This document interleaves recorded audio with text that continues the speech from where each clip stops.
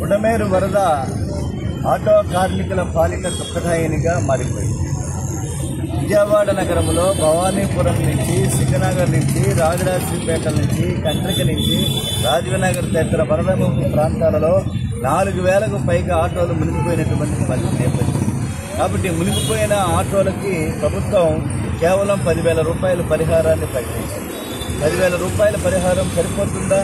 చాలనట్టు పరిస్థితి. దీనికి రెట్టింపు చేయాల్సినటువంటి అవసరం ఉన్నది. నిన్న సాయంత్రం రాష్ట్ర ముఖ్యమంత్రి గారిని, సిపిఐ రాష్ట్ర నాయకత్వం రామకృష్ణ గారితో కలిసి మేమందరం కూడా వినతిపత్రాన్ని సమర్పించడం జరిగింది ఈ సమస్యల మీద. దానిలో ఫస్ట్ ఇష్యూ మాట్లాడింది ఆటో కార్మికులకి 50,000 రూపాయల నష్టపరిహారం ఇవ్వండి అని చెప్పేసి మేము కోరటం జరిగింది. ముఖ్యమంత్రి గారు ఇన్సూరెన్స్ ఉంది కదా, ఇన్సూరెన్స్ 10,000 ఇచ్చాము ఇన్సూరెన్స్ అని చెప్పడం జరిగింది. ఇన్సూరెన్స్ వారి నిబంధనల ప్రకారం ₹1 కూడా రాదు, మీ అందరికీ తెలుసు. కాబట్టి వాళ్ళ యొక్క నిబంధనలు చాలా ఘోరంగా ఉండేటువంటి పరిస్థితి ఉన్నది. కాబట్టి వాడు స్పాట్లో మునిగిపోయిన ఆటో ఫోటో కావాలి, ఇవన్నీ చాలా భయంకరమైనటువంటి పరిస్థితి.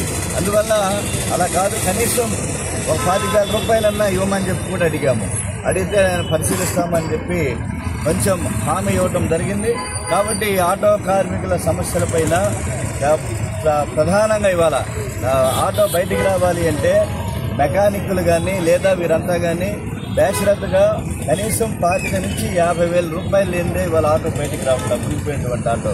కాబట్టి రాష్ట్ర ముఖ్యమంత్రి కూడా విజ్ఞప్తి చేసేటువంటిది తక్షణమే 50,000 రూపాయలు ప్రకటించాలి మునిగిపోయిన ఆటోలకు అని చెప్పేసి మేము డిమాండ్ చేస్తున్నాము.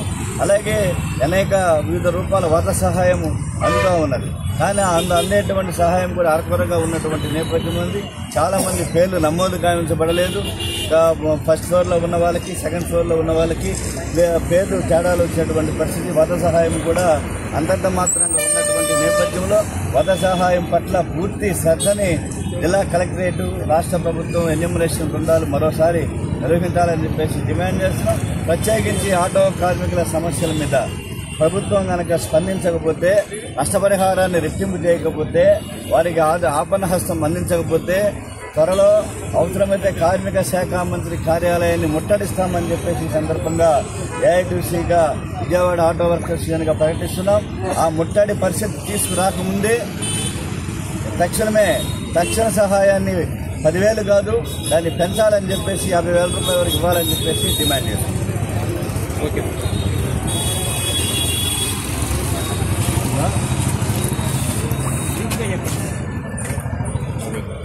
ఈరోజు ఏఐటీసీ అనుబంధ ఆటో వర్కర్స్ యూనియన్ ఆధ్వర్యంలో ఆటో కార్మికులు ధర్నా కార్యక్రమం నిర్వహిస్తా ఉన్నారు. దీనికి ప్రధానమైన కారణం ఇటీవల వచ్చినటువంటి బుడమేరు వరదల్లో మునిగిపోయినటువంటి ఆటోలకి నష్టపరిహారం ఇవ్వలేదనేటటువంటి అంశం. అది అరాకొరగా ఇచ్చారు. దాన్ని సంతృప్తికరమైనటువంటి ఆటో కార్మికుడికి జరిగిన నష్టంలో 10% కూడా దాన్ని పూడ్చలేనటువంటి పరిస్థితి ఉన్నది. అందుకని అదే కాకుండా ఈ 10,000 అనేటటువంటిది కూడా ఆ ఇళ్లు కింద మొదటి ఫ్లోర్లో కానీ మునిగిపోయి ఆ మొదటి ఫ్లోర్లో కానీ ఆటో కార్మికుడు ఉంటే అతనికి ఇవ్వట్లేదు. ఏది కుటుంబంలో ఒకరికి మాత్రమే ఏదో ఒక రూపంలో నష్టపరిహారం ఇచ్చేటటువంటి ఒక సిస్టాన్ని తీసుకొచ్చారు. ఆ పేద కుటుంబంలో ఇల్లు మునిగిపోయి నష్టపోయారు, ఆటోలు పోయి నష్టపోయారు, సామాన్లు పోయి నష్టపోయారు, అన్ని విధాలా నష్టపోయారు. ఈ నష్టపోయినటువంటి దానికి ఏదో ఒకటే వర్తించే విధంగా జరగటం అనేటటువంటిది దుర్మార్గమైనటువంటి చర్య.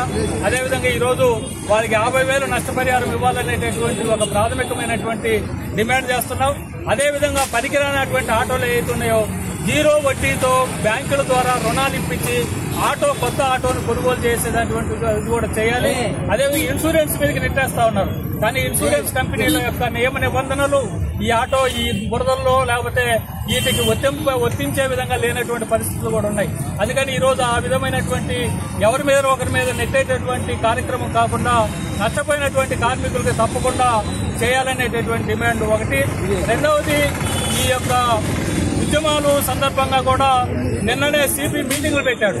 మీటింగ్ పెట్టి ఒకవైపున సమస్యలన్నీ పేరుకుపోతా ఉన్నాయి. ఈ ప్రభుత్వం 100 రోజుల తర్వాత కూడా ఈ సమస్యలు పరిష్కారం చేయడానికి రోజు కూడా ఏదో ఒక మెమోరాండాలు తీసుకుంటున్నారు. తెలుగుదేశం ఆఫీసులో విజ్ఞాపనలు తీసుకుంటున్నారు, లోకేష్ గారు విజ్ఞాపనలు తీసుకుంటున్నారు. మేము 3 విజ్ఞాపనలు ఇచ్చాము, ఇప్పటికి ఒక్కదానికి కూడా రెస్పాండ్ కాల. ఊరక తీసుకుంటున్నారు తప్పితే దాని తీసుకుని ఫోటో పెడుతున్నారు తప్పితే దానికి సమస్య పరిష్కారం కావట్లా.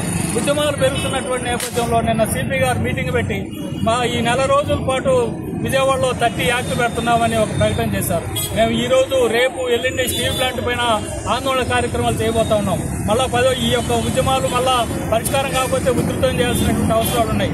వీటన్నిటిని దృష్టిలో పెట్టుకుని ఉద్యమాలకే అవకాశం లేకుండా చేయడం అనేటటువంటి దుర్మార్గమైనటువంటి చర్య. రాష్ట్ర ప్రభుత్వం ఇట్లాంటి కాకుండా సమస్యలు పరిష్కారం చేయాలి.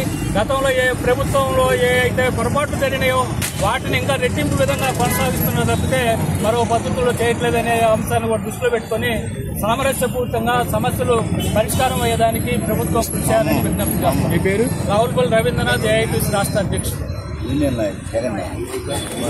విజయవాడ నగరంలో 10 రోజుల పాటు నీళ్ళల్లో అట్టడిపోతున్నప్పుడు కూడా ఆర్థిక సాయం అందించబోగా ఆస్తి నష్టం జరిగింది. అలాగే ఆటోలు కూడా 10 రోజులు నీళ్లమట్టమయ్యి నానా ఇబ్బందులకు మేము గురయ్యే ఉన్నాం.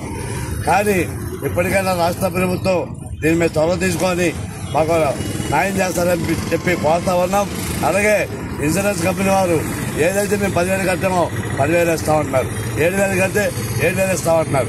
ఇలా కాదు, మాకు ఏదైతే మేము సంవత్సరానికి వచ్చి 10,000 కడుతున్నామో 50% ఇవ్వాలని చెప్పి ఇక్కడ ఉన్నటువంటి డీటీసీ కూడా చెప్పారు. కానీ ఇది ఇప్పటికైనా రాష్ట్ర ముఖ్యమంత్రి గారు ఆల్రెడీ మా అగ్రనాయకులు నిన్న సీఎం గారు కలవడం జరిగింది.